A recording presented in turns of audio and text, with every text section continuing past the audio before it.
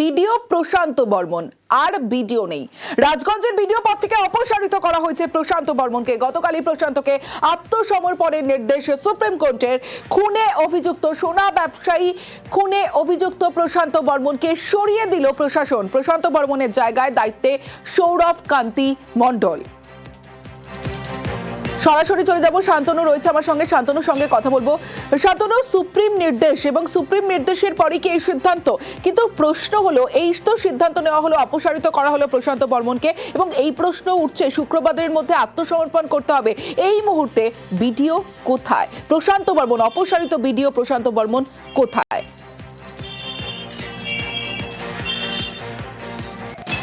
দেখো, প্রথম প্রশ্ন হচ্ছে গত 22শে ডিসেম্বরের পর থেকে কিন্তু ভিডিও প্রশান্ত বর্মন আর রাজগঞ্জে কিন্তু তার পা পড়েনি। অর্থাৎ তার যে ভিডিও অফিস রয়েছেন সেই চত্বরেও কিন্তু তিনি মারাননি।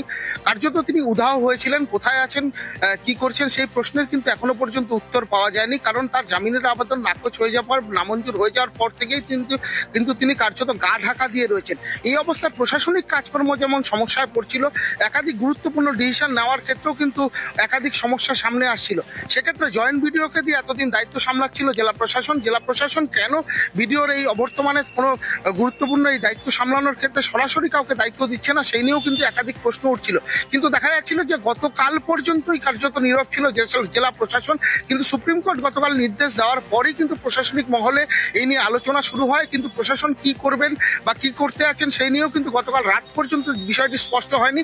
আজকে সকালের পর থেকে বিষয়টি ধীরে ধীরে স্পষ্ট হতে থাকে। দুপুরের পর কিন্তু নিজে হাতে তার দায়িত্বপত্র পেয়ে যান জয়েন্ট ভিডিও। তাকেই কিন্তু জয়েন্ট ভিডিও থেকে কিন্তু ভিডিওতে উত্তীর্ণ করে তাকে কিন্তু জলপাইগুড়ি রাজগঞ্জ যে ব্লক প্রশাসন অর্থাৎ ভিডিওর দায়িত্ব দেওয়া হয়েছে সৌরভ কান্তি মণ্ডলকে।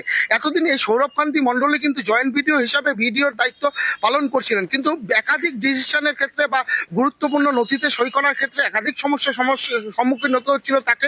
পাশাপাশি এসআইআর এর মতন একটা গুরুত্বপূর্ণ পর্বে তার উধাও হয়ে থাকা অর্থাৎ ভিডিওর উধাও হয়ে থাকার ফলে কিন্তু একাধিক সমস্যার মুখোমুখি হতে হচ্ছিল জেলা প্রশাসনকে। কিন্তু জেলা প্রশাসন এতদিন কেন ব্যবস্থা নিচ্ছিলেন না সেই নিয়েও কিন্তু প্রশ্ন উঠছিল। অবশেষে বলা যেতে পারে সুপ্রিম কোর্ট যখন নির্দেশ দিল, অর্থাৎ সুপ্রিম কোর্ট যখন চূড়ান্ত নির্দেশিকা দিল যে ভিডিওকে শুক্রবারের মধ্যে তাকে আত্মসমর্পণ করতে হবে, নচেত পুলিশ তাকে গ্রেপ্তার করতে পারে, এরকম একটা যখন ছাড় দিয়ে দিল, তখন প্রশাসনও কিন্তু বলা যেতে পারে এক কথায় যে ভিডিও প্রশান্ত বর্মনের থেকে তার দায়িত্ব কার্যত কেটে দিল বা ছেটে দিল। কারণ তাকে সরিয়ে দিয়েই কার্যত কিন্তু জয়েন্ট ভিডিওকে সৌরভ কান্তি মণ্ডলকে কিন্তু রাতারাতি ভিডিওর দায়িত্ব দেওয়া হলো।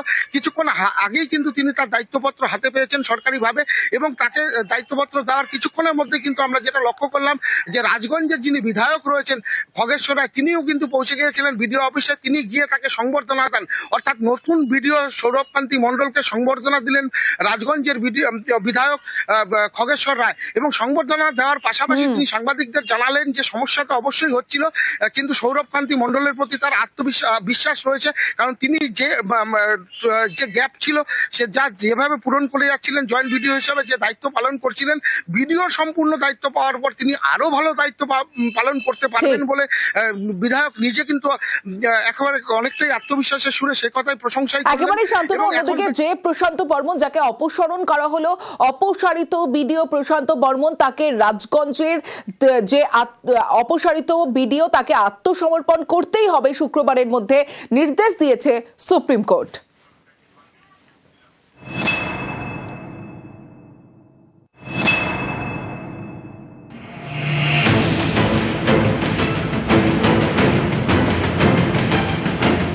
সল্টলেকের দত্তাবাদের সোনা ব্যবসায়ী স্বপন কামিল্লা, তাকে খুনে অভিযুক্ত জলপাইগুড়ি রাজগঞ্জের ভিডিও প্রশান্ত বর্মন নিজেকে বাঁচানোর আপ্রাণ চেষ্টা করেছিলেন, কিন্তু পারলেন না। সোমবার সুপ্রিম কোর্টে বিচারপতি রাজেশ বিন্দাল এবং বিচারপতি বিজয় বিষ্ণুই নির্দেশ দেন আগামী শুক্রবারের মধ্যে রাজগঞ্জের ভিডিওকে আত্মসমর্পণ করতেই হবে। পুলিশ যে আদালতে মামলা করেছে সেই আদালতে আত্মসমর্পণ করতে হবে ভিডিওকে। এদিন শুনানিতে রাজগঞ্জের ভিডিও প্রশান্ত বর্মনের আইনজীবী বলেন, ঘটনার দিন প্রশান্ত বর্মন সেখানে ছিলেন না। তখন রাজ্যের আইনজীবী বলেন, সিসি ক্যামেরার ফুটেজে দেখা গিয়েছে ঘটনাস্থলে প্রশান্ত বর্মন ছিলেন। তার সরকারি গাড়িতে দুজনকে তোলেন, তাদের নিয়ে যান নিউ টাউনের বহুতলে। সেখানে দুজনকে অত্যাচার করা হয়, একজন মারা যান, একজন আহত হন। ভিডিও তার ক্ষমতার অপব্যবহার করেছেন। দুপক্ষের সওয়াল জবাবের পর সুপ্রিম কোর্ট নির্দেশ দেয় আগামী শুক্রবারের মধ্যে ভিডিওকে আত্মসমর্পণ করতেই হবে। সুপ্রিম কোর্ট ফাইনালি আজকে ওনার যে আবেদন ছিল, হাইকোর্টের যে অর্ডার ছিল সেই অর্ডারটাকেই বহাল রেখেছেন এবং আরো টাইমলাইন স্টিপুলেট করে দিয়েছেন।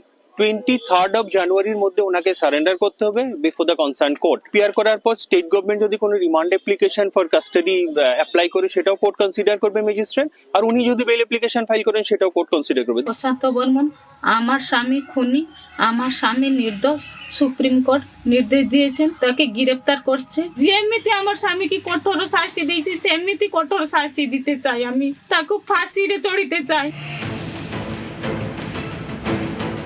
রাজগঞ্জের বিডিও প্রশান্ত বর্মন, তার বিরুদ্ধে খুনের অভিযোগ করে নিহত সোনা ব্যবসায়ীর পরিবার। এরপর থেকে নিজেকে বাঁচাতে বারবার চেষ্টা করেন বিডিও। প্রথমে নিম্ন আদালতের দ্বারস্থ হন, সেখানে তার আগাম জামিন মঞ্জুর করেন বিচারক। একে চ্যালেঞ্জ করে কলকাতা হাইকোর্টের দ্বারস্থ হয় বিধাননগর পুলিশ। সেখানে প্রশান্ত বর্মনের আগাম জামিন খারিজ করে দেয় আদালত। 72 ঘন্টার মধ্যে আত্মসমর্পণের নির্দেশ দেয়। হাইকোর্টের রায় চ্যালেঞ্জ করে সুপ্রিম কোর্টের দ্বারস্থ হন বিডিও প্রশান্ত বর্মন, কিন্তু নিজেকে বাঁচাতে পারলেন না। শীর্ষ আদালতের নির্দেশ, আগামী শুক্রবারের মধ্যে রাজগঞ্জের বিডিওকে আত্মসমর্পণ করতেই হবে। নিউজ 18 বাংলা।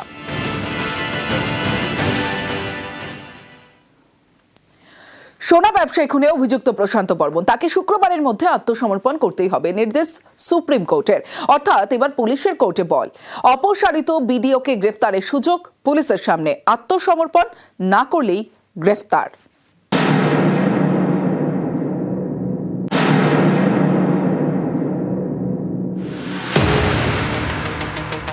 প্রশান্ত বর্মন জলপাইগুড়ির রাজগঞ্জের বিডিও, সল্টলেকের দত্তাবাদের সোনা ব্যবসায়ী খুনে অভিযুক্ত।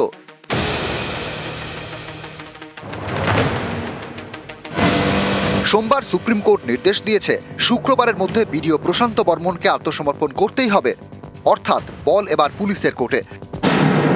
বিধাননগর পুলিশ রাজগঞ্জের বিডিওকে গ্রেপ্তারের সুযোগ পেয়ে গেল।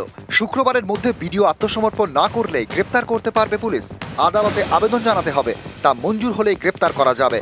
কোর্ট মনে করলে গ্রেপ্তারের নির্দেশ দিতে পারে। হাইকোর্টের মতো সুপ্রিম কোর্টও বিডিওকে আত্মসমর্পণের নির্দেশ দিয়েছে, তাই গ্রেপ্তার করার নির্দেশ দেওয়ার সম্ভাবনা বেশি বলে বিশেষজ্ঞরা মনে করছেন।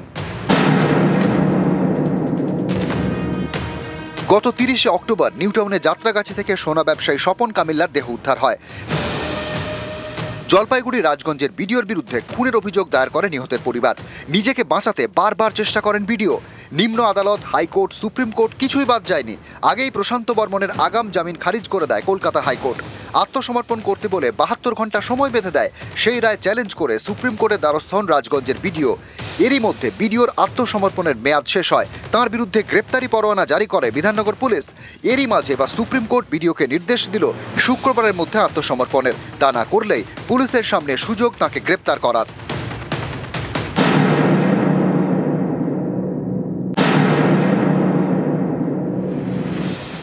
এখন রাজ্যে এসআইআর চলছে।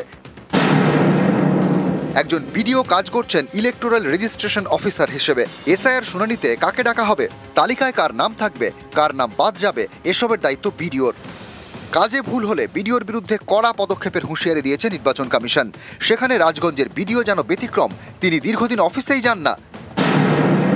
অভিযোগ, গত 23শে ডিসেম্বর থেকে অফিসে যাননি রাজগঞ্জের বিডিও প্রশান্ত বর্মন। অনেকেরই প্রশ্ন, এই বিডিওর বিরুদ্ধে কেন বিভাগীয় তদন্ত করা হয়নি, কেন বিডিওর বিরুদ্ধে কড়া ব্যবস্থা নেয়নি নির্বাচন কমিশন? এই বিডিও কি এতই প্রভাবশালী? আমি একটা কথা বলছি, চক্রান্তকারীদের চক্রান্ত থাকবে না, দাবাংই থাকবে। কি অত প্রভাবশালী? আজ পর্যন্ত তাকে গ্রেফতার হচ্ছে না। আমি চাই তাকে গ্রেফতার করতে, কঠোর শাস্তি দিতে চাই। নিউজ 18 বাংলা।